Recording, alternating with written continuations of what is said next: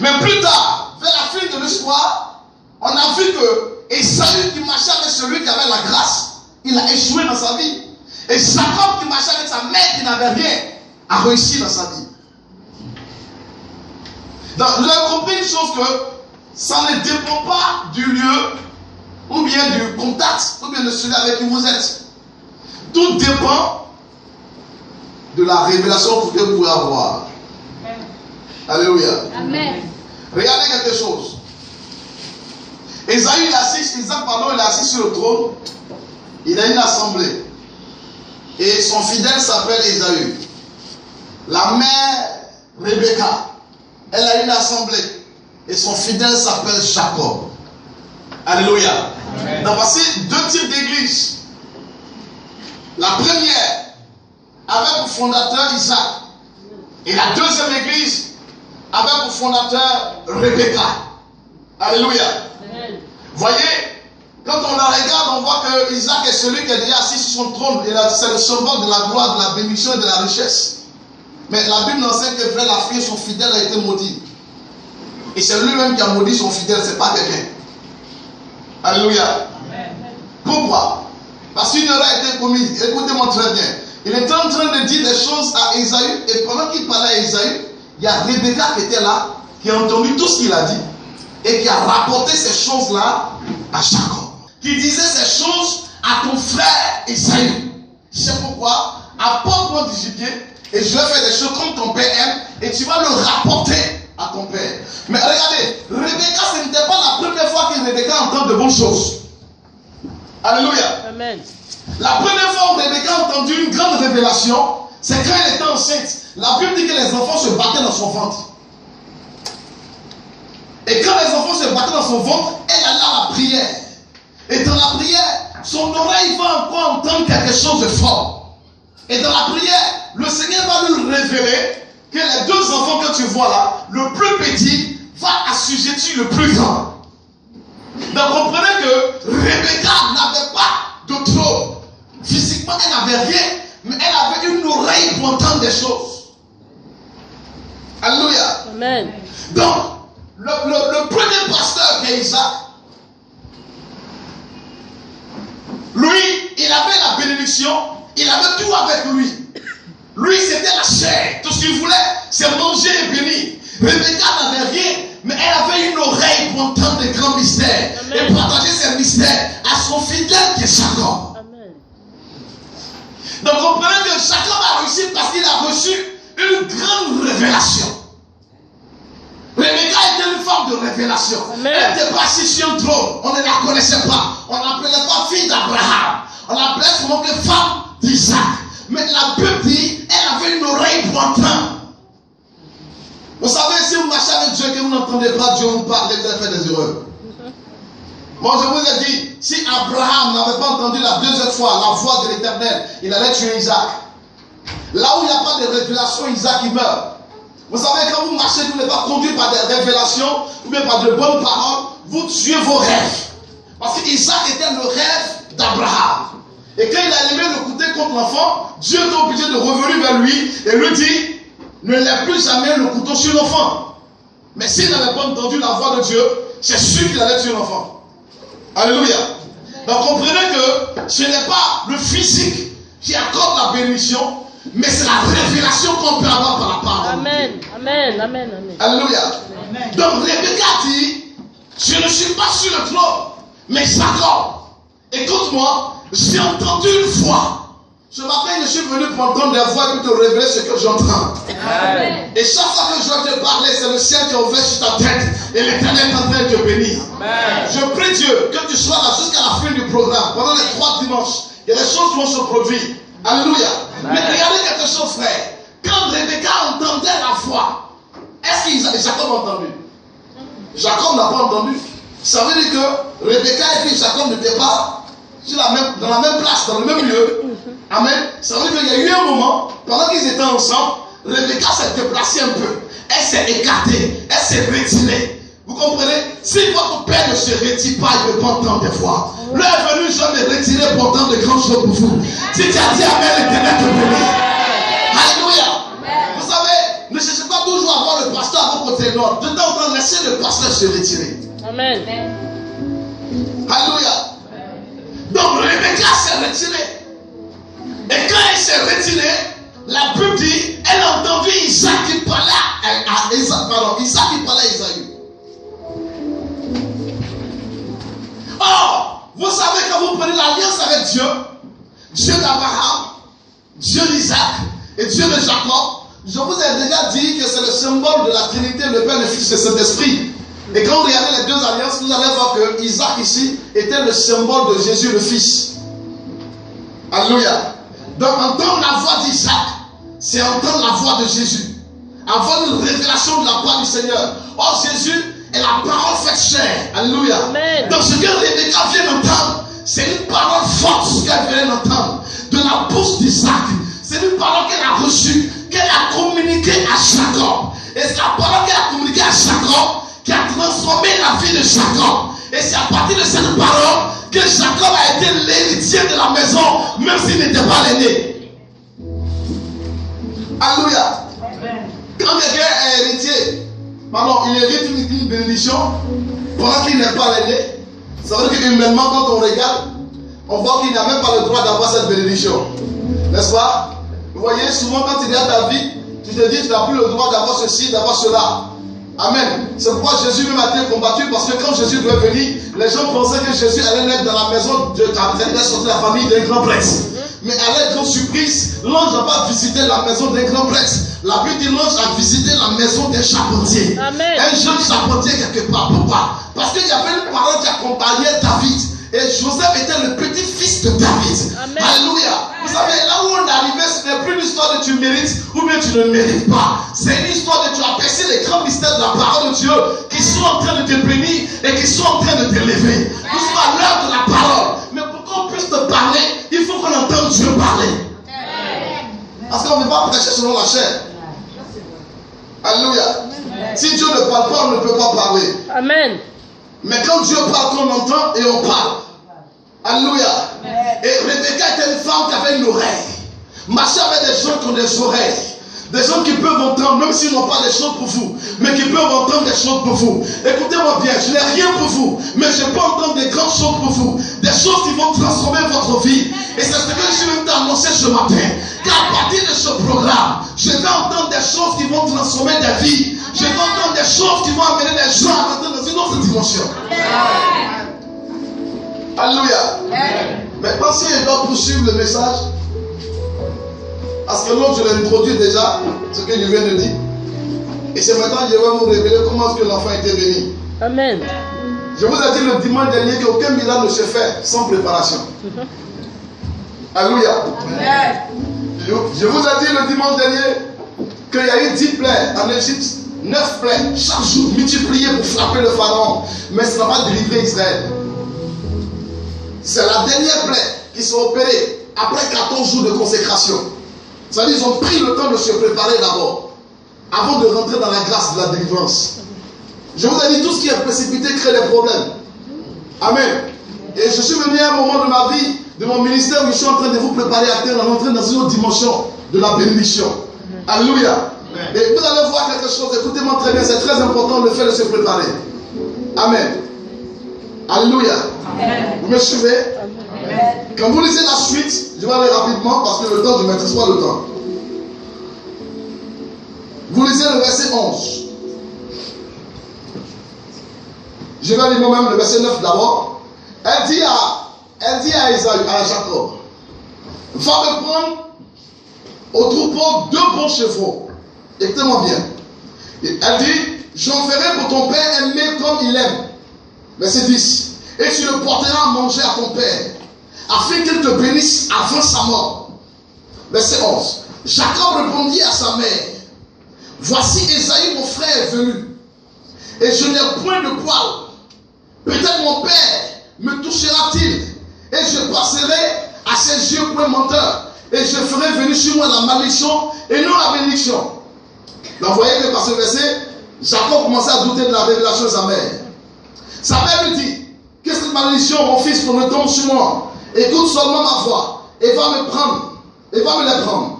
Jacob alla les prendre, et les apporter à sa mère. qui fit aimer comme son père aimait.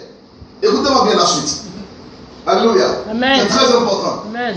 Vous voyez, quand Jacob veut bénir, par exemple, Isaac, vous prenez Isaac, veut bénir Jacob, veut bénir Esaü, vous prenez Isaac comme étant le père qui détient la bénédiction. Vous comprenez? Ici, le père qui détient la bénédiction, si tu me couches ce matin, tu vas voir que tu vas plus échouer. Je vous ai dit, ils sont multipliés les prières et vous échouez. Les séminaires qui sont organisés, c'est pour que vous n'échouez plus dans vos prières. Amen. Alléluia. Amen. Isaac ici, il est le père de la bénédiction. C'est Dieu le père. Regardez comment il va se passer. Il dit pour te bénir, il faudrait que tu m'apportes quelque chose. Alléluia. Afin que je te bénisse. Présente-moi quelque chose pour que mon trône se remue. Pour que la grâce arrive jusqu'à toi.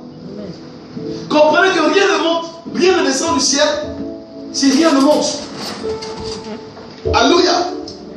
Donc pour que quelque chose sorte de la vie d'Isaac, il faudrait que Esaü apporte quelque chose. Et cette nourriture, c'est le symbole de la prière. Alléluia. C'est le symbole de la prière.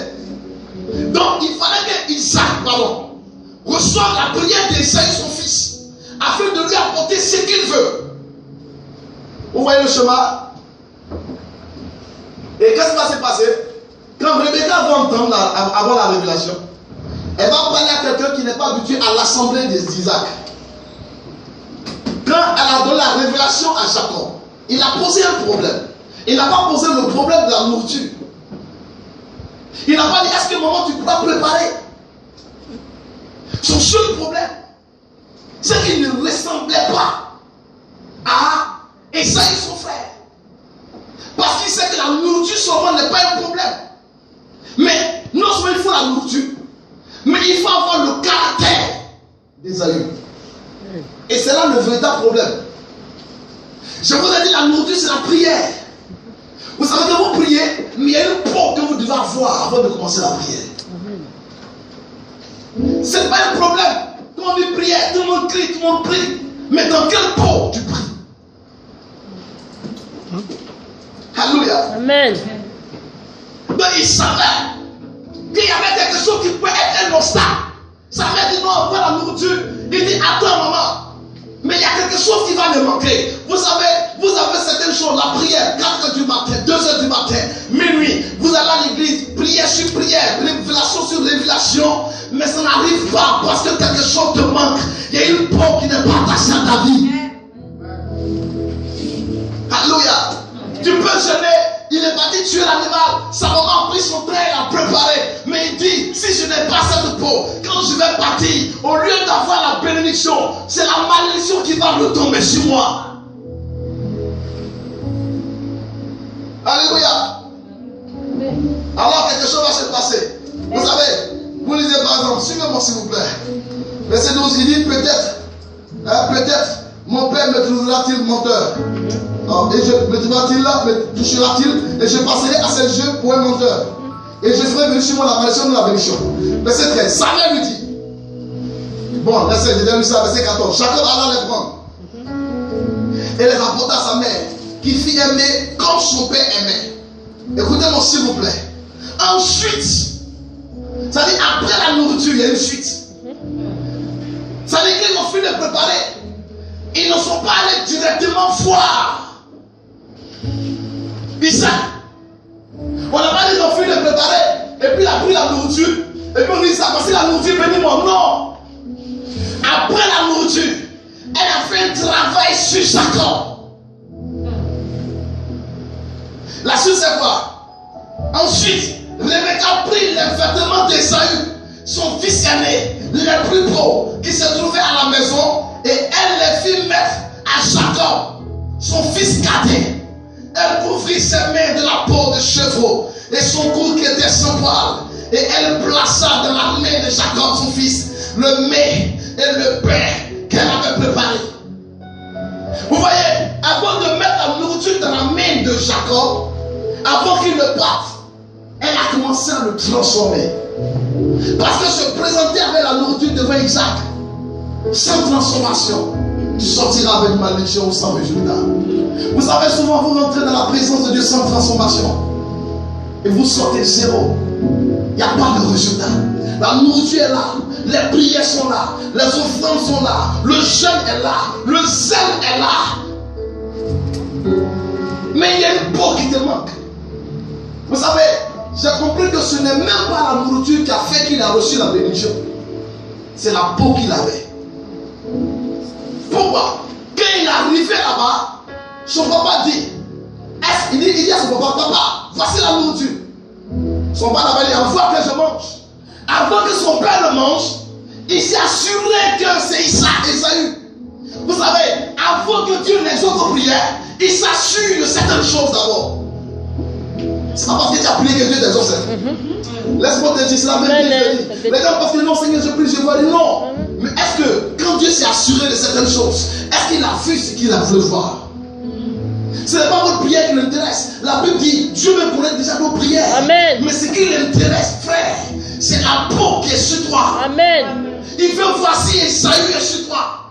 Et qu'il a dit, il dit, papa, voici la nourriture. Il n'a pas dit, envoie, j'ai fait. Non, il dit, attends, tu es sûr que c'est toi? Il dit, oui, c'est moi. Il dit, si c'est toi, approche que je te touche. Pourquoi il va le toucher? Parce qu'il ne voyait pas clair. Donc ce sont ses doigts qui remplaçaient ses yeux. Donc approche que je te regarde, que j'observe.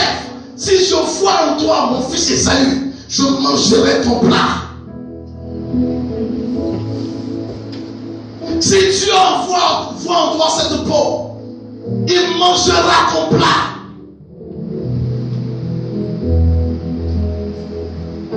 Alléluia. Il y a des choses que Dieu doit voir en toi pour manger ton plat. Ne perdez pas votre temps, s'il vous plaît. Il y a des choses qui ont déjà touché Isaac. Et la peau ici, c'est le symbole de la foi. Quand il a touché, il a vu que c'est la peau de son fils. Mais la foi était contraire. Alléluia. Amen. Mais malgré ça, il a béni. Pourquoi? Parce que c'est ce qui touche là qui est important. La foi couvre tout ce que tu as comme problème. La foi te couvre tes limites. Un homme de foi n'a pas de défaut. Amen. Béni papa. Alléluia. Quand il a touché, on n'a pas vu ce qui n'allait pas. Il dit oui, je reconnais la peau, je reconnais la main. Oui, je vois une foi quelque part. Quand Jésus a dit femme, j'ai vu ta foi. Quand ta foi t'a sauvé, à partir de ce moment, tu es prêt à manger ton plat. C'est pourquoi Dieu a dit, le miracle se prépare. Elle n'a pas dit, j'ai fini de préparer mon fils. Prends, c'est moi sa femme. Je sais préparer. Il va aimer. Et puis tu prends du coup, tu t'en vas. Tu t'es levé à 4h du matin, tu as commencé à prier. Tu t'es levé à 2h, tu as commencé à prier. À midi, tu as commencé à prier. Tu as fait 40 jours de jeûne. Mais ça ne suffit pas pour toi. Je te dis une chose, rien n'arrivera tant que tu n'es pas préparé. Le problème, ce n'est pas la nourriture, s'il vous plaît. Voilà pourquoi depuis un moment, on est en train de préparer le peuple de Dieu à une vie de foi. Amen. Je sais que vous avez déjà dans votre main vos sujets de prière. Ah, Jacob même avait la révélation. Il dit, maman, tu sais que ce monsieur-là, je ne suis pas comme son fils. Frère, on n'est pas comme Esaü. On n'est pas comme Jésus. Mais on doit avoir la foi de Jésus. On doit avoir la peau de Jésus. On doit avoir ça sur nous. Et aller nous présenter au Père avec la nourriture dans nos mains. Sinon, quand Dieu nous regarde, on n'est pas Jésus. Mais quand il nous touche, il peut toucher la foi de Jésus. Il peut toucher le corps de Jésus. C'est à partir de ce moment qu'il va manger ton plat. Écrivez, prenez des faits, écrivez vos sujets de prière sur vous allez voir. Remplissez vos sujets de prière dans le livre. Présentez-vous à Dieu. Lui ne se passera. Alléluia. La Bible dit que tous ceux qui s'approchent de Dieu croient d'abord qu'il est le rémunérateur de ceux qui le cherchent. Amen. Avant la prière, il y a des dispositions qu'il faut prendre. Vous allez voir des gens qui sont priés dans les stades, ils sont pleins nombreux. Plein de sujets comme ça. Mais il n'y a aucune peau sur ces personnes. Voilà pourquoi il y a des chefs dans les églises. Et au lieu de compter sur leur peau, Le cherche à se donner une peau. Il veut compter sur la peau du pasteur. Alléluia. Tu sais, le fait d'aller voir un pasteur et expliquer un problème, c'est le symbole de ta prière. C'est comme si tu es en train de prier. Même le fait de partir, il faut cette peau. Parce que la Bible ne dit pas ta portion de Dieu 100 fois. Amen. C'est pourquoi je vous ai dit, frère, si vous voulez rentrer dans de grandes bénédictions, ne vous pressez pas. Elle savait que Esaü est parti à la chasse. Il va revenir. Elle n'a pas dit, oh, j'ai fini de préparer, fais vite. Ton frère va venir. Non. Parce que même si c'est dépêché, il s'est présenté, rien ne se passera parce qu'il n'est pas dans les conditions. Alléluia. Mettez-vous dans les conditions pour recevoir votre miracle. C'est pourquoi je vous ai dit que Dieu à la 10e plaie, il a dit à Moïse, prenez l'agneau, tuez l'agneau, mettez le sang sur la porte, faites 14 jours avec l'agneau, dormez, tout ça là. C'est pendant des jours, mais ça prépara le peuple. Il dit quand vous allez manger l'agneau, vous allez avoir des souliers, vous allez avoir du calme, vous allez avoir pensé rien par vos reins. Mais la Bible dit quand tout ça est déjà fait, Dieu dit mais on va partir. Frère, Dieu ne bénit jamais quelqu'un qui n'est pas encore prêt dans son esprit. Alléluia. Dieu ne bénit pas quelqu'un qui n'est pas prêt. Donc comprenez ici, frère, ce n'est pas la nourriture qui a donné la richesse à Jacob. Non, mais c'est la préparation de sa mère Rebecca. Elle a transformé la vie de l'enfant. Quand elle a transformé, elle dit maintenant va te présenter.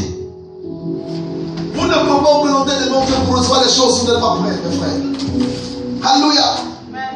C'est pourquoi ma prière que toi tu sois un homme de foi. La foi, rien que la foi. Soyez transformés, frère. Ne soyez pas des religieux, frère. Ne remplissez pas vos paniers de nourriture. Ça ne servira à rien. Imitez la vie d'Ésaü. Imitez la vie de Jésus. Croyez en Dieu. Soyez des hommes de foi. Car Isaac est devenu vieux. Et il est prêt à libérer la bénédiction. Mais tu ne viendras pas te présenter parce que tu sais préparer. Parce que tu sais prier. Parce que tu sais jeûner. Parce que tu sais danser. Ou bien parce que tu sais chanter. Et puis tu n'as pas de foi. Si tu veux un exaucement ce matin, je veux que la peau de Jésus soit sur toi. Amen. Et quand on voyait la peau de Jésus, la peau c'est l'apparence physique. C'est-à-dire quand on le regarde, on voyait en lui un homme de foi. Il ne ressemblait pas à un peureux, non. Il ressemblait à quelqu'un qui était courageux. Quelqu'un qui n'avait pas peur d'affronter l'ennemi. C'est cette peau-là que tu dois avoir sur toi. Alors comment prier? Je me prépare. J'ai mon sujet d'abord. N'est-ce pas? Parce qu'elle a fini de préparer d'abord. Elle a déposé un outil à côté. Elle est partie prendre les habits de son frère aîné. Et nous, notre aîné, c'est Jésus. La Bible, il est le premier fils d'entraînement. Et vous voyez, elle a commencé à le façonner d'abord. Quand elle a vu qu'il était façonné, la Bible dit, elle a mis la nourriture dans ses mains. Elle dit, maintenant va. Tu connais déjà tes sujets de prière. Tu as besoin d'un miracle. Tu as besoin d'une guérison. Ce n'est pas la précipitation qui fait le miracle. Alléluia.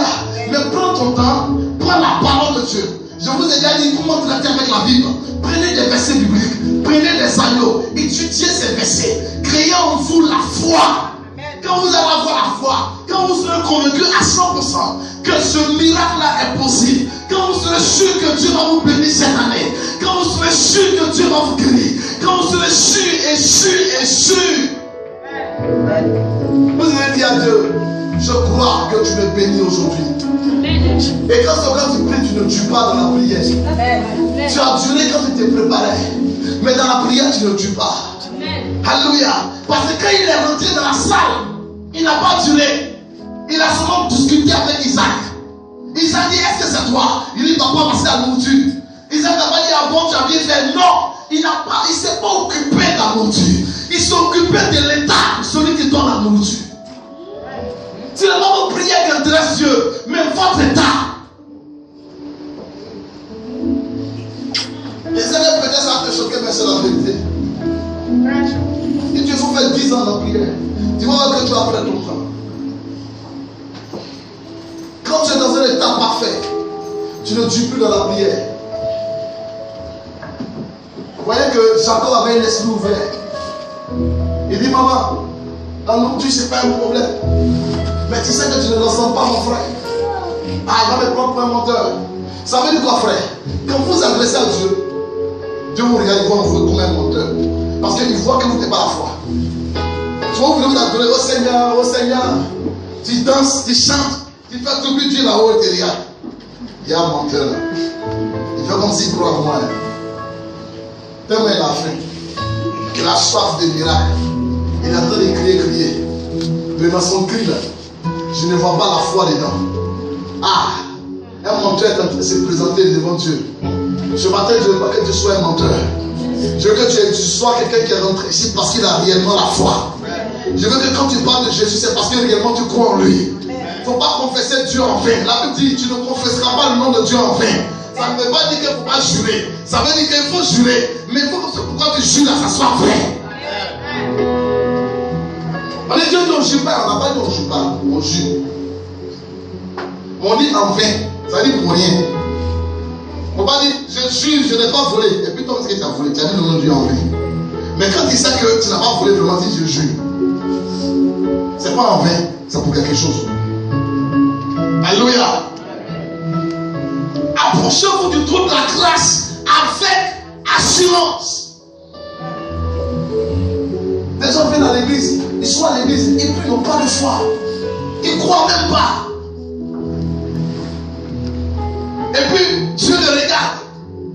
Il danse, il parle, mais Dieu le regarde. Dieu ne voit pas la foi en lui. Tu ne ressens même pas Jésus. Frère, je vous ai dit, Jésus n'avait rien. Même pas l'argent dans sa poche. Quand ils sont venus l'encaisser, on dit paye ton impôt. Ça n'est pas arrivé au bout de ta vie où tu n'auras même pas ses frais de ta poche, mais ça ne veut pas dire que tu es maudit. Alléluia. Regardez, pendant que Dieu est en train de parler à Abraham, la Bible dit qu'Abraham était vieux.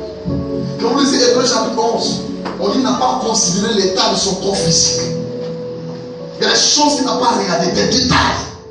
Mais il a considéré la parole qu'il vient d'entendre. Considérez seulement la parole que vous entendez. Entendez seulement la voix de l'Éternel. Considérez seulement la parole de Dieu. Et ce que la parole de Dieu vous dit chaque jour. Alléluia. La Bible dit, il n'a pas considéré son état physique. Mais il a cru au plus profond de lui-même que ce que l'Éternel vient de dire est vrai et s'accomplira certainement. Regardez, je vais vous dire une chose. Si vous voulez réellement rentrer dans une dimension de bénédiction, soyez des hommes de foi. Et je vais finir, je vais prier pour vous tout à l'heure. Et le Saint-Esprit va nous aider. Écoutez-moi très bien. Je n'ai pas envie de vous mentir.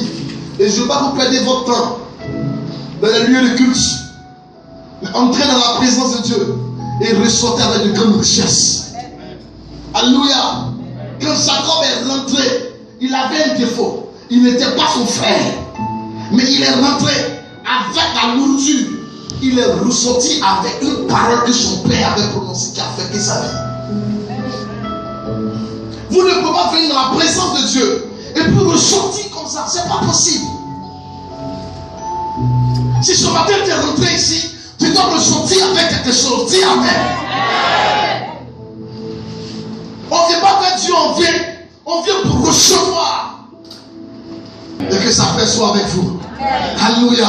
Lève ta main droite comme ça. Dis Seigneur, fais de moi un homme de foi. Dis, j'ai la prière.